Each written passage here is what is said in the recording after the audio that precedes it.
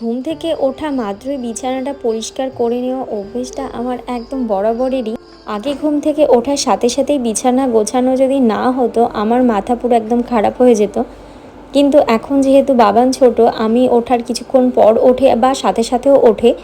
এবার ঘুম থেকে ওঠার পরেই না ও আমাকে একদম ছাড়তে চায় না বা অন্য কারোর কাছেও খুব একটা যেতে চায় না। প্রতিটা বাচ্চার ক্ষেত্রে একই রকম জিনিস দেখা যায় যে ঘুম থেকে ওঠার পর মাকে ছাড়া অন্য কারোর কাছে কিন্তু তেমন যেতে চায় না। সেই জন্য এখন আর ওই আগের মতন ঘুম থেকে ওঠার সাথে সাথেই তড়িঘড়ি করে বিছানা গোছানো, ঘর গোছানো এইসব কাজ করতে আর লেগে পড়ি না। আগে চেষ্টা করি আমার বাবানকে একটু সামলিয়ে নেওয়ার। যখন দেখি না ও ওর মতন থাকতে এখন পারছে, তখনই আসি ঘরের কাজ করতে। আজ যেমন প্রায় 9:30 বাজতে গেছে, তখন আমি এসছি বাসি বিছানা তুলতে। অবশ্য বাসি ঘরটা আগেই ঝাড় দেওয়া হয়ে গিয়েছিল।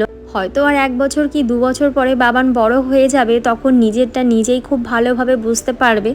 তখন হয়তো আমাকে আর এতটাও জ্বালাতন করবে না। ওই জন্য ভাবলাম না, আমার ওই ছোট্ট দুধের শিশুটাকে কষ্ট দিয়ে আমার কোনো লাভ নেই।